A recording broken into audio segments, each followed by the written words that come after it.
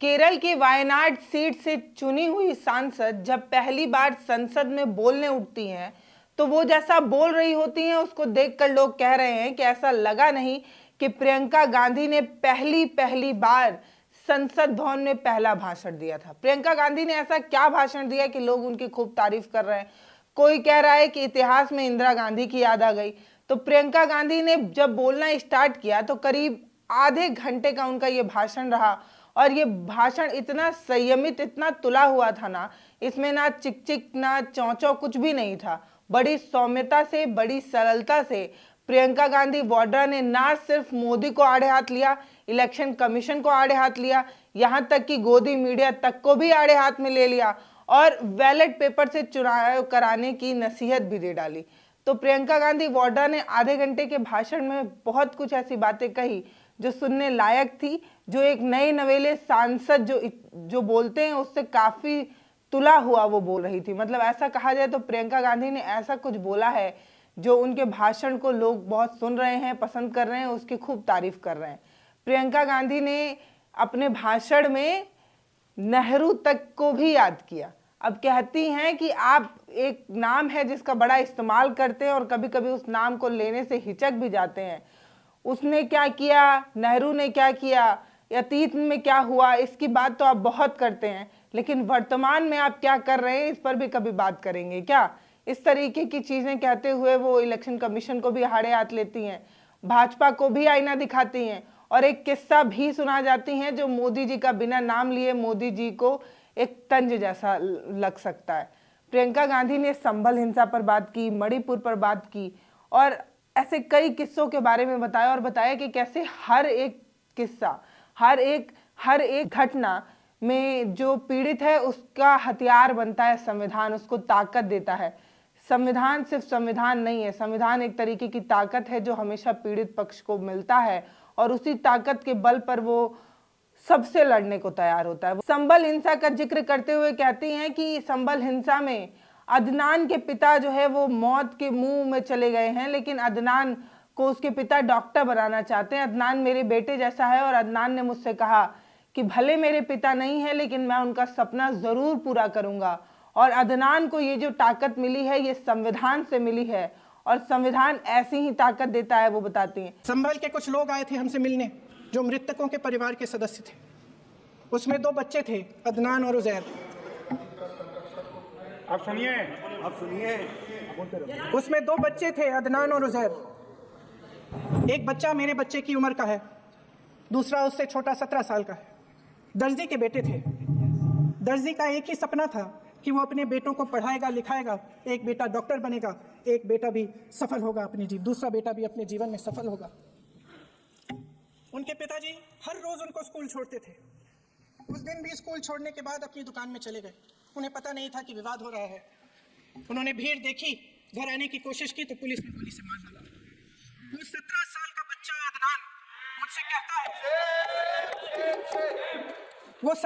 का बच्चा अदनान मुझसे कहता है कि मैं बड़ा होकर डॉक्टर बन के दिखाऊंगा, मैं अपने पिता का सपना साकार करूंगा। ये सपना, ये आशा उसके दिल में हमारे संविधान ने डाली। फिर वो वाल्मीकि नगर पुलिस स्टेशन की घटना को याद करते हुए बताती हैं कि कैसे एक सफाई कर्मचारी पर चोरी का आरोप लगता है और उसकी विधवा पत्नी से जब वो मिलने जाती हैं तब वो विधवा पत्नी कहती है कि मुझे सिर्फ न्याय चाहिए और ये न्याय का अधिकार मांगने का हक उनको संविधान से मिला है। तो संविधान न सिर्फ ताकत देता है बल्कि आपको सपना पूरा करने की हकीकत भी दिखाता है, आपको अधिकार भी देता है।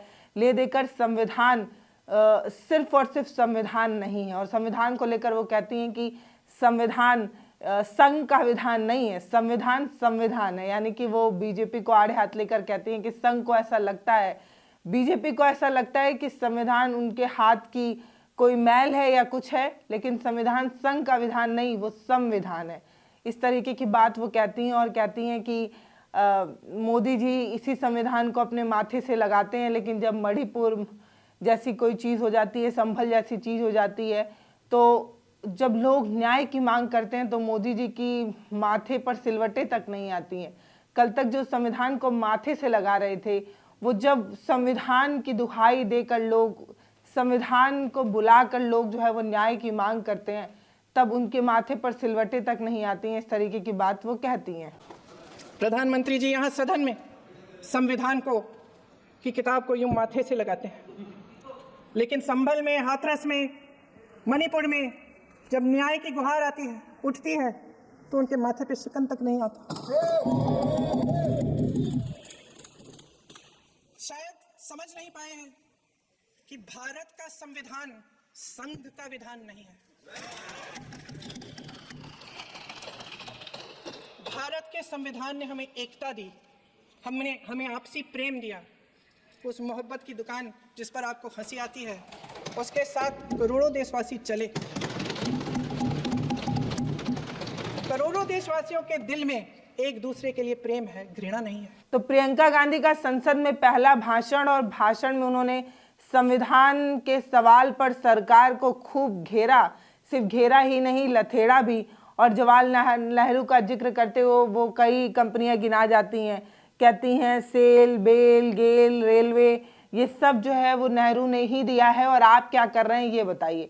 एक सांस में वो ऐसे कई कामों को गिना जाती हैं जो नेहरू द्वारा किया हुआ है। तो वो कई कंपनियां गिरा कर बताती हैं कि BHL और पता नहीं कौन कौन सी बड़ी बड़ी कंपनियों ने नेहरू ने दिया है, लेकिन आप क्या कर रहे हैं ये बताइए।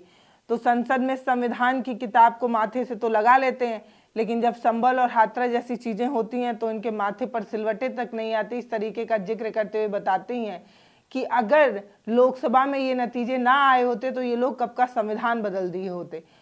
आज संसद में बैठे हुए सत्ता पक्ष के मेरे साथी ज़्यादा से ज़्यादा अतीत की बातें करते हैं। 1921 में क्या हुआ, कब हुआ, नेहरू जी ने क्या किया। हरी वर्तमान की बात करिए, देश को बताइए आप क्या कर रहे हैं, आपकी जिम्मेदारी क्या है। कि सारी जिम्मेदारी जवाहरलाल नेहरू की है। महोदय, हमारे संविधान ने आर्थिक न्याय की नींव डाली, किसानों, गरीबों और को जमीन बांटी, भूमि सुधार किया, जिसका नाम लेने से कभी कभी आप झिझकते हैं और कभी कभी उनका नाम धड़ाधड़ इस्तेमाल किया जाता है अपने आप को बचाने के लिए। उन्होंने HAL, BHEL, सेल, गेल, ONGC, NTPC, railways, IIT, IIM, oil refineries,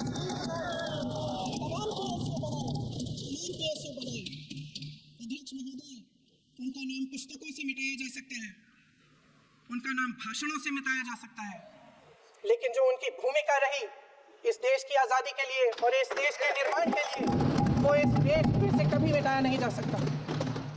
75 सालों में जनता का भरोसा रहा कि नीतियाँ बनेंगी तो जनता की भलाई के लिए बनेंगी। इंदिरा जी ने बैंकों का राष्ट्रीयकरण करवाया, खदानों का राष्ट्रीयकरण कराया।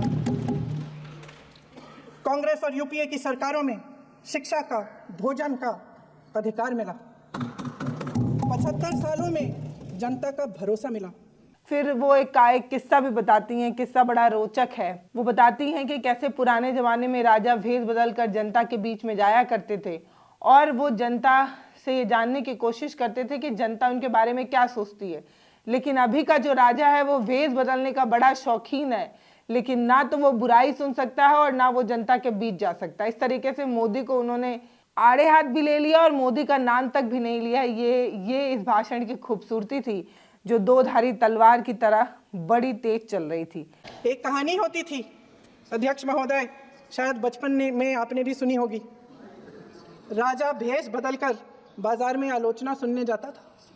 ये सुनने जाता था कि प्रजा मेरे बारे में क्या कह रही है, मैं सही रास्ते पे चल रहा हूँ कि नहीं। लेकिन आज का राजा, भेष तो बदलते हैं आज के राजा, शौक तो है उनको भेष बदलने का, लेकिन ना जनता के बीच जाने की हिम्मत है और ना आलोचना सुनने की। फिर वो बताती हैं कि विपक्ष जाति जनगणना कराने की मांग कर रहा है और हमारे देश के बड़े नेता जो हैं वो कहते हैं कि वो आपकी भैंस चुरा ले जाएंगे, वो आपका मंगलसूत्र चुरा कर ले जाएंगे। इस तरीके का इनसेंसिटिव बयान देते हैं, इसका क्या मतलब है, इस तरीके की चीज़ें कहते हुए बीजेपी पर तगड़ा वार कर रही थी प्रियंका गांधी। जाति जनगणना इसलिए ज़रूरी है ताकि हर नागरिकों की स्थिति का पता चल सके और उस अनुसार जो है, उसी मुताबिक जो है वो नीतियाँ बनाई जा सके। इस तरीके की बात वो कहती हैं, आज जनता की मांग है कि जाति जनगणना हो। सत्ता पक्ष के मेरे साथी ने इसका जिक्र किया। ये जिक्र भी आज इसलिए हो रहा है क्योंकि चुनाव में ये नतीजे आए। ये जाति जनगणना इसलिए जरूरी है ताकि हमें पता चले कि किसकी क्या स्थिति है और नीतियां उस हिसाब से बने।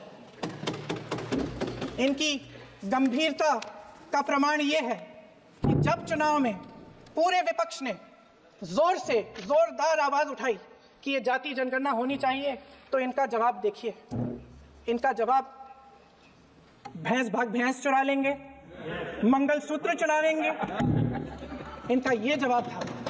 ये गंभीरता है इनकी जाति जनगणना पर। वो कहती है नई नवेली में सांसद हूं, लेकिन जब से मैं संसद आ रही हूं तब से 15 दिनों में मोदी जी 10 मिनट भी संसद नहीं आए हैं।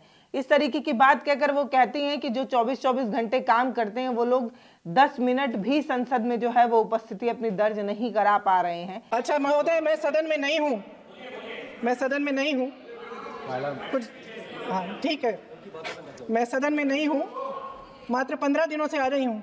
लेकिन मुझे ताज्जुब होता है कि इन 15 दिनों में इतनी बड़े इश्यूज हैं, इतनी बड़ी बातें हैं, प्रधानमंत्री जी मात्र एक दिन के लिए शायद 10 मिनट के लिए दिखे हैं।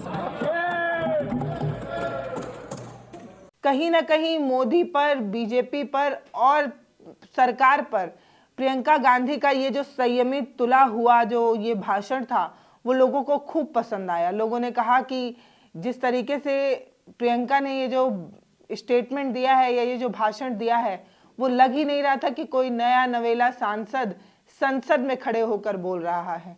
बाकी उनके इस बयान को, उनके इस भाषण को उनके भाई ने बहुत अप्रिशिएट किया और बहुत तारीफ की। वही नहीं, कांग्रेस के और तमाम बड़े लीडरों ने भी कहा कि बहुत अच्छा बोली प्रियंका गांधी। बाकी प्रियंका गांधी ने कैसा बोला है ये आप भी हमें कमेंट सेक्शन में लिखकर ज़रूर बताइएगा। आपको कैसा लगा कि एक सांसद के रूप में जब प्रियंका गांधी सदन में बोल रही थी तो क्या ऐसा लग रहा था कि कोई एकदम न्यूली बॉर्न टाइप सांसद बोल रहा है, या आपको लगा कि बहुत तुला हुआ, बहुत सुलझा हुआ भाषण जो है वो उन्होंने दिया है? कमेंट सेक्शन खुला है, अपनी राय जरूर लिखिएगा। नमस्ते, मैं पल्लवी हूँ, आप भारत एक नई सोच देख रहे हैं।